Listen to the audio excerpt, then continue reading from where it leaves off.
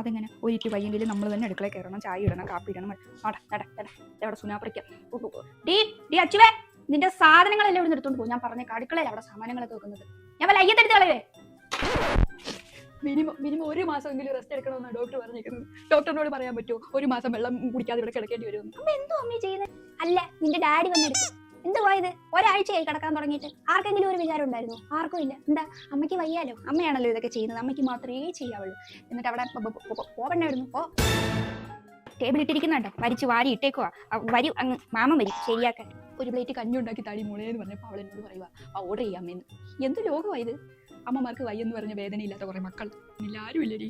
മക്കളുണ്ട്, ഭർത്താവുണ്ടോ, ഒന്നും വയ്യെന്ന് പറഞ്ഞാൽ തിരികെ ഒരു നോക്കത്തില്ല. എന്തോ മനുഷ്യരാ ഇവർക്കൊക്കെ. പനി വരുമ്പോൾ ഞാൻ പുറകിൽ നടക്കണം. അത് വേണോ ഇത് വേണോ, വിക്സ് ആക്കട്ടെ മോനെ, ചൂടുവെള്ളം വേണോ തണുത്തവെള്ളം വേണോ, അയ്യോ ചത്ത് കിടക്കുമ്പോൾ ഉണ്ടല്ലോ ഒരു തുള്ളി വെള്ളം ചോദിച്ചാൽ പോലും ഇവന്മാർ തരുമെന്ന് എനിക്ക് തോന്നുന്നില്ല. ഇതിൻ്റെയൊക്കെ ഇടയിൽ എന്നെ ഇട്ടേക്കല്ലേ, എന്നെ വേഗം എടുത്തോണേന്നാണ് എൻ്റെ പ്രാർത്ഥനയും.